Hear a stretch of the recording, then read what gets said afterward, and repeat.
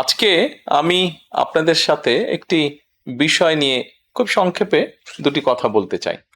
যে বিষয়টি সমাজের প্রত্যেকটি শ্রেণী পেশার মানুষকে স্পর্শ করে, যে বিষয়টি কি সেটি সেটি হচ্ছে আমাদের পরিবেশ।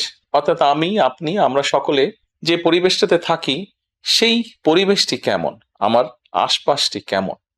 আপনারা নিশ্চয়ই অধিকাংশ ক্ষেত্রে খেয়াল করে দেখেছেন, আমরা ঢাকা শহরের যে কোনো রাস্তাঘাটই হোক, যে কোনো এলাকাই হোক, যে কোনো জেলা শহরের এলাকাই হোক, রাস্তাঘাট হোক, এমনকি উপজেলা পর্যায়েও ক্ষেত্র বিশেষে বিভিন্ন গ্রামগঞ্জেও আমরা দেখেছি যে যেখানে বাজার ঘাট বা রাস্তা চলাচলে বেশি, সেই জায়গাগুলোতে চারিদিকে একটা জিনিস খুব পরিষ্কারভাবে চোখে পড়ে, যেটি আমরা যখন ছোট ছিলাম, আজকে থেকে 40 বছর আগে, 30 বছর আগে দৃশ্যটা এমন ছিল না, কিন্তু বর্তমানে দৃশ্যটা এইরকম। সেটা কেমন?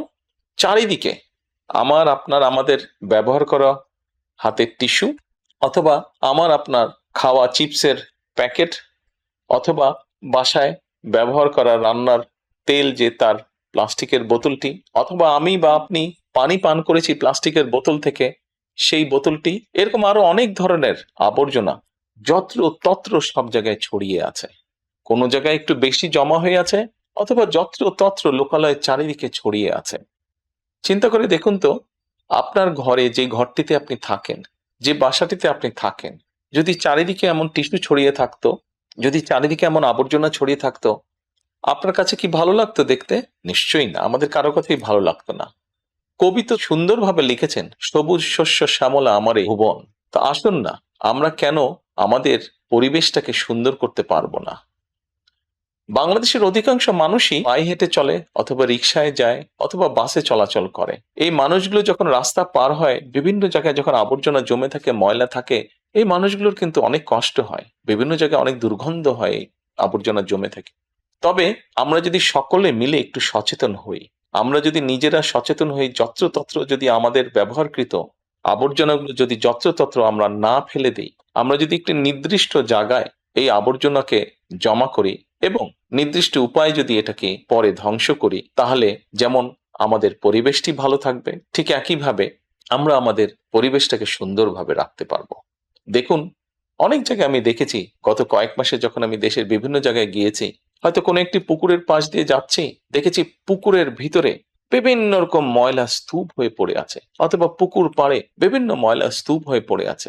অথচ একসময় কিন্তু এই পুকুর পাড়ে এই মানুষ বিকেলে বসতো, গল্প করত পরিবার পরিজন নিয়ে, কিন্তু এখন আবর্জনার জন্য সেটি সম্ভব হয় না। ঢাকা শহরেও বিভিন্ন পার্ক আছে, বিভিন্ন জেলা শহরেও বিভিন্ন পার্ক আছে।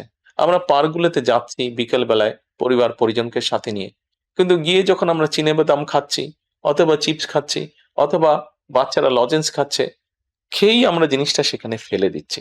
আমরা যখন যাই তখন হয়তো যারা পরিচ্ছন্ন কর্মী তারা হয়তো পরিষ্কার করে রাখছে, কিন্তু আমরা যখন বেরিয়ে আসছি তখন আর সেটি আগের মতন পরিষ্কার থাকছে না।